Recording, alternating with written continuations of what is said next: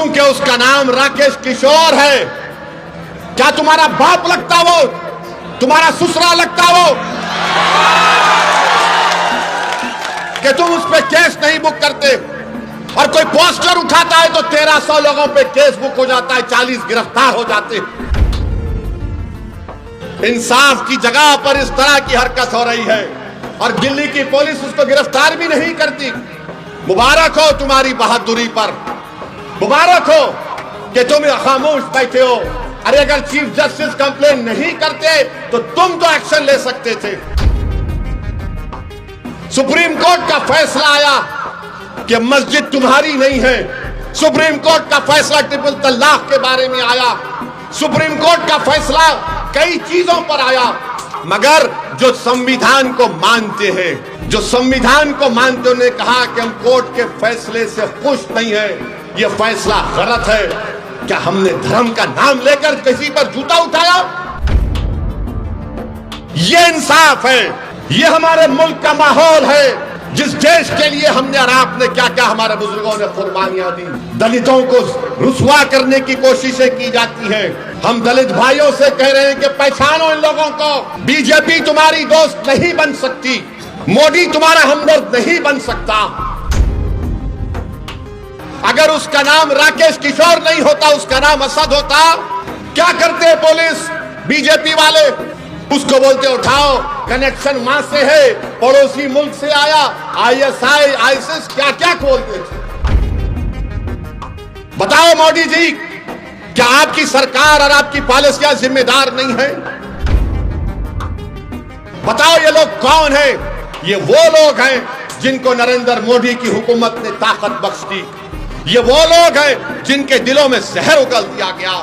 ये वो लोग हैं, आज भी राकेश किशोर बोलता है कि मुझे किसी चीज की परवाह नहीं है। भारत के प्रधानमंत्री, दिल्ली की पुलिस आपके मातहत आती है और आप खाली एक बयान दे दिए, ये बहुत गलत हुआ। और मेरे अजीज दोस्तों और बुजुर्गों, सबसे शर्मनाक हरकत हमारे भारत के सुप्रीम कोर्ट में हुई कि एक शख्स जिसका नाम राकेश किशोर था, इसने चीफ जस्टिस के इजलास में कोर्ट नंबर 1 में चीफ जस्टिस के सामने जूता उतार कर फेंक दिया उसके कोर्ट में। इसका नाम क्या था? राकेश किशोर। हमारे भारत की सबसे बड़ी कोर्ट, सुप्रीम कोर्ट के जज जो है वो दूसरे दलित जज है। मैं हमारे दलित भाइयों को पैगाम देना चाह रहा हूं, हमारे अंबेडकरवादी आइडियोलॉजी को मानने वालों को पैगाम दे रहा हूं, जो बाबा साहेब अंबेडकर को मानते हैं उनको पैगाम दे रहा हूं, उन भारत के नागरिकों को जो संविधान को मानते हैं उनको पैगाम दे रहा हूं। ये तारीखी सरजमीन में खड़े होकर बोल रहा हूं। चीफ जस्टिस ऑफ इंडिया के कोर्ट में एक शख्स अपना जूता उठाकर चीफ जस्टिस के कोर्ट में फेंकता है। मेरे भाई आप बताइए क्या हो रहा है? और जब उस शख्स ने नारा क्या लगाया, सुप्रीम कोर्ट के चीफ जस्टिस के इजलास में नारा क्या लगाया कि सनातन धर्म का अपमान नहीं सहेगा हिंदुस्तान। उसने नारा लगाया और अपनी जेब से उसके कागज भी निकला, उसमें लिखा था कि सनातन धर्म का अपमान नहीं सहेगा हिंदुस्तान। हम मोदी से पूछना चाह रहे हैं, मोहन भगवत से पूछना चाह रहे हैं, नीतीश कुमार से पूछना चाह रहे हैं, बताओ इस शख्स में इतनी हिम्मत कैसे आई कि वो सुप्रीम कोर्ट के चीफ जस्टिस के इजलास में जाकर जूता उठाकर भारत के दूसरे दलित चीफ जस्टिस ऑफ इंडिया की तरफ फेंके। नरेंद्र मोदी 11 साल आपके प्रधानमंत्री की मौजूदगी में इस तरह का जहर फैला दिया आपने। इसको हिम्मत कैसा हुई इस राकेश किशोर को? इसको ताकत कहां से मिली? इसने क्यों लिखा ये कि सनातन धर्म का अपमान नहीं सहेगा हिंदुस्तान? बताओ मोदी जी, क्या आपकी सरकार और आपकी पॉलिसियां जिम्मेदार नहीं है? जबकि सुप्रीम कोर्ट के चीफ जस्टिस ने कोई फैसला नहीं दिया, कुछ बात नहीं कि ओरल ऑब्जर्वेशन था उनका, मगर इसको तकलीफ हुई इस राकेश किशोर को। इसने चीफ जस्टिस ऑफ इंडिया के इजलास में आकर जूता उठाकर फेंक दिया। उसको अब तक गिरफ्तार नहीं करी पुलिस। अगर उसका नाम असद होता तो अब तक मुझे गिरफ्तार कर लिया जाता। नाम क्या था? राकेश किशोर। ऊपर वाले हैं, बड़े लोग हैं, हम कमतर हैं। सुनो मेरे दलित भाइयों, चीफ जस्टिस ने कहा कि मैं कंप्लेन नहीं करूंगा, ठीक है, मगर मैं बड़ी इज्जत के साथ चीफ जस्टिस के इस फैसले को नहीं मानता, क्योंकि सवाल आप पर जूता फेंकने का नहीं है, क्योंकि आए दिन हम देखते हैं कि दलितों को पीटा जाता है, मारा जाता है, मूंछ अगर रखते हैं या अगर घोड़े पर बैठकर अपनी बारात निकालता है तो नहीं निकालने दिया जाता। चीफ जस्टिस ने कंप्लेन नहीं की, हम मानते हो सही नहीं था, मगर दिल्ली पुलिस को क्या हुआ? दिल्ली पुलिस 100 मोटो एक्शन ले सकती। और मैं आपको बता रहा हूं, देश को बता रहा हूं, जब हमारी संसद पार्लियामेंट में 2 नौजवान कूद गए संसद में, याद है? कूदे थे, कूदने के बाद एक धुआं उन्होंने छोड़ा, उन पर अनलॉफुल एक्टिविटीज प्रिवेंशन एक्ट लगाया गया। भारत के प्रधानमंत्री, दिल्ली की पुलिस आपके मातहत आती है और आप खाली एक बयान दे दिए, ये बहुत गलत हुआ। अरे आपको तो ये करना चाहिए था कि आप उस शख्स पर जिसका नाम राकेश किशोर है उस पर यूएपीए लगाते। यूएपीए लगाते, पुलिस खुद से कंप्लेन कर सकती है। अगर उसका नाम राकेश किशोर नहीं होता, उसका नाम असद होता, क्या करते पुलिस? बीजेपी वाले उसको बोलते उठाओ, कनेक्शन वहां से है, पड़ोसी मुल्क से आया, आईएसआई, आईसिस, क्या क्या खोलते थे। और यह शख्स कह रहा है कि सनातन धर्म का अपमान नहीं सहेगा हिंदुस्तान।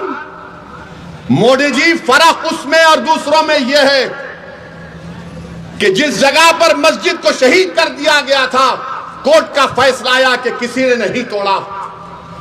सुप्रीम कोर्ट का फैसला आया कि मस्जिद तुम्हारी नहीं है। सुप्रीम कोर्ट का फैसला ट्रिपल तलाक के बारे में आया। सुप्रीम कोर्ट का फैसला कई चीजों पर आया। हालिया यही सुप्रीम कोर्ट ने इंटरिम ऑर्डर दिया वक्फ कानून के ऊपर, जिससे हमको नुकसान होगा, मस्जिदों को नुकसान होगा। मगर जो संविधान को मानते हैं, जो संविधान को मानते, उन्होंने कहा कि हम कोर्ट के फैसले से खुश नहीं है, यह फैसला गलत है। क्या हमने धर्म का नाम लेकर किसी पर जूता उठाया? बताओ ये लोग कौन है? ये वो लोग हैं जिनको नरेंद्र मोदी की हुकूमत ने ताकत बख्श दी। ये वो लोग हैं जिनके दिलों में जहर उगल दिया गया। ये वो लोग हैं, आज भी राकेश किशोर बोलता है कि मुझे किसी चीज की परवाह नहीं है, मुझे कोई गम नहीं है कि मैंने चीफ जस्टिस ऑफ इंडिया के सामने जूता उठाकर फेंका। ये क्या हो रहा है हमारे देश में? इंसाफ की जगह पर इस तरह की हरकत हो रही है और दिल्ली की पुलिस उसको गिरफ्तार भी नहीं करती। मुबारक हो तुम्हारी बहादुरी पर, मुबारक हो कि तुम खामोश बैठे हो। अरे अगर चीफ जस्टिस कंप्लेन नहीं करते तो तुम तो एक्शन ले सकते थे, लेकर जाते हो उसको। उत्तर प्रदेश में बच्चों को पकड़ा जाता है, पीटा जाता है और पुलिस की गाड़ी से उतारकर उनको बोलते हैं कि कान पकड़कर माफी मांगो, क्योंकि उसका नाम राकेश किशोर है। क्या तुम्हारा बाप लगता वो? तुम्हारा ससुरा लगता वो कि तुम उस पर केस नहीं बुक करते? और कोई पोस्टर उठाता है तो 1300 लोगों पे केस बुक हो जाता है, 40 गिरफ्तार हो जाते। सुप्रीम कोर्ट के चीफ जस्टिस के कोर्ट में जूता फेंकता है और ये लोग कोई केस रजिस्टर नहीं करते, पकड़ना तो दूर की बात। ये इंसाफ है, ये हमारे मुल्क का माहौल है, जिस देश के लिए हमने और आपने क्या क्या हमारे बुजुर्गों ने कुर्बानियां दी। दलितों को रुसवा करने की कोशिशें की जाती है। हम दलित भाइयों से कह रहे हैं कि पहचानो इन लोगों को। बीजेपी तुम्हारी दोस्त नहीं बन सकती, मोदी तुम्हारा हमदर्द नहीं बन सकता। भारत की तारीख का दूसरा दलित चीफ जस्टिस ऑफ इंडिया है। ये चीफ जस्टिस ऑफ इंडिया के वालिद जो थे, उनके वालिद, जब बाबा साहेब अंबेडकर ने हिंदुइज्म को छोड़कर नागपुर में बौद्ध मजहब को इख्तियार किया तो उनके वालिद साथ थे बाबा साहेब अंबेडकर के। मेरे भाई, ये हालात हैं वतन अजीज के।